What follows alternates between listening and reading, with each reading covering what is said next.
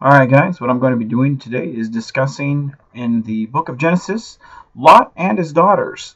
Most people will go to church and they will hear the story of Sodom and Gomorrah and that God destroyed Sodom and Gomorrah because they were a vile and nasty people and they had fallen out of the grace of God with everything that they had done.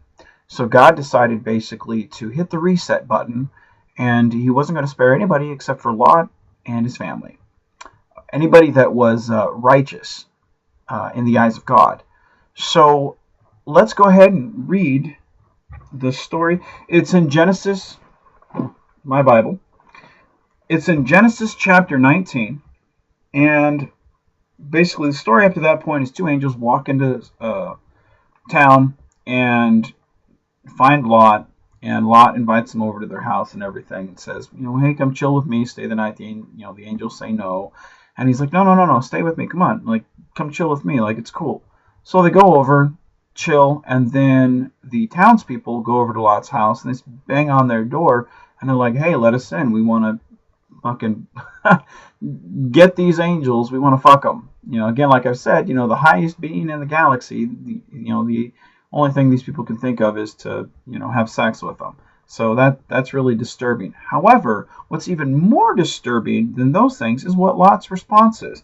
And so we'll go to Genesis chapter 19, verse 8. And it says, Behold, now I have two daughters, which have not known man. Let me, I pray you, bring them out unto you, and do ye to them as is good in your eyes. Only unto these men do nothing, for therefore came they under the shadow of my roof. He's telling them, don't screw these angels, don't screw these men. They're under my protection, they're under my roof. They're no good. You can't do that. However, you can have my two virgin daughters. Let's go back and read that again. Maybe I misread it. Let's read that one more time. Behold, now I have two daughters which have not known man, which means they're virgins. Let me, I pray you, bring them out unto you, and do ye to them as is good in your eyes.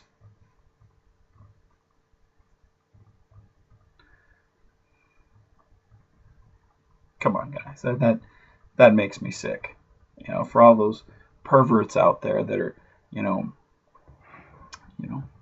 that's just, come on. How is that godly? That baffles my mind. Like, this guy's offering up his daughters to a rape mob. He says, do what you want to them. Now, if I was those daughters, I'd be pretty fucking pissed. Let me just ask a question to anyone out there, and I'm not judging. First off, it's one of two questions.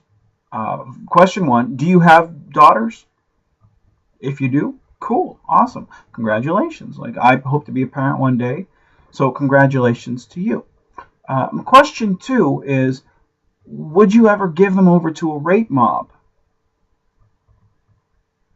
I wouldn't. That's just me, though. And I'm an atheist, so obviously my morals are fucked up. I've had enough fundamental Christians tell me that my values are fucked up. So obviously, I think they're right. I think if I have a daughter, I should just pass them off to the rape mob and just, do with them what you want. Is that's the proper way to put things. So obviously my values are fucked up. So I apologize. I would never do that, but I apologize for my morals. Now, going through the chapter 19, how the story goes is Lot takes his, the angels tell him the city's going to be destroyed. Get your family and leave. God will spare anyone that, is righteous enough, but you can't turn back and look at the city, as it's being destroyed. So basically, Lot grabs his family and they leave. They hightail it out of there. His wife turns around. She turns into a pillar of salt, which I'm kind of wondering how anyone knew that's what happened, because you weren't supposed to turn around to see that. So obviously, we just have to take the writer of this passage's word for it, because obviously none of them could technically know that. But, okay, whatever, that's fine.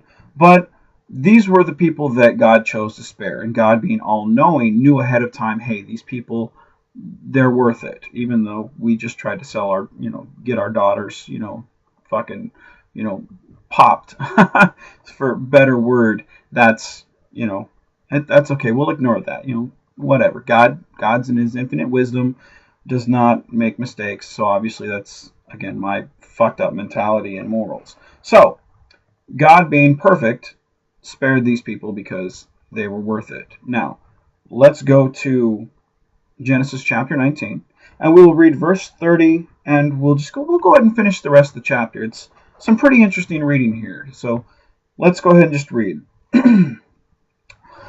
Like I said, Genesis 19, chapter 30. And Lot went up out of Zoar and dwelt in the mountain, and his 2 daughters with him, and he feared to dwell in Zoar, and he dwelt in a cave, he and his 2 daughters.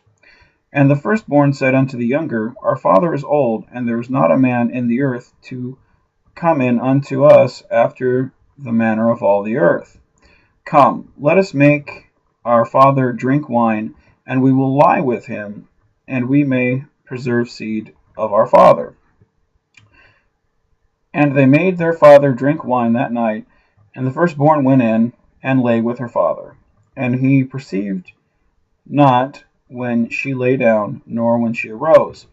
And it came to pass on the morrow that the firstborn said unto the younger, Behold, I lay yesternight with my father. Let us make him drink wine this night also, and go thou in, and lie with him, that we may preserve seed of our father.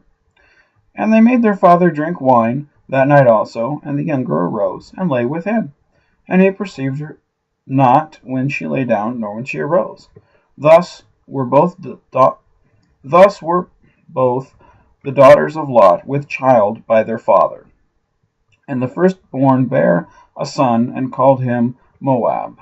The same is the father of the Moabites unto this day. And the younger, she also bare a son, and called his name Benami, I think is how you pronounce it. The same is the father of the children of the Ammon unto this day. Okay, you guys caught that, right? I mean, I know my reading's not, I know my voice can get sometimes scruffy and my reading's not the best at times, but I hope you guys caught that. These people, these daughters, got their father drunk, and they slept with him.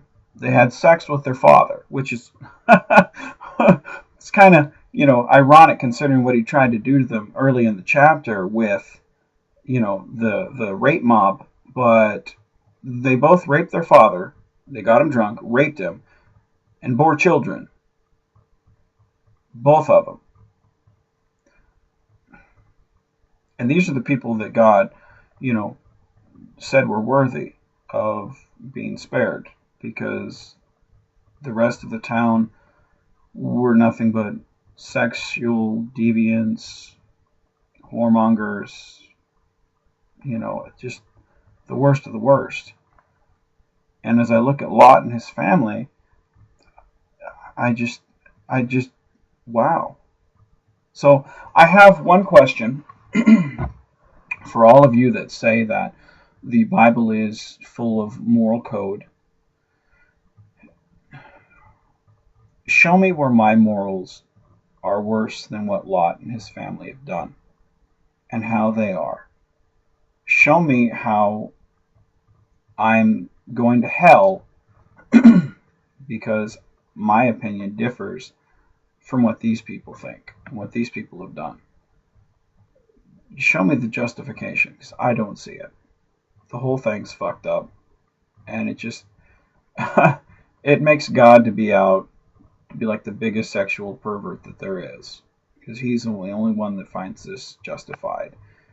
And a lot of you people out there also justify everything in the book. So explain to me how I'm wrong and where my morals are worse than yours.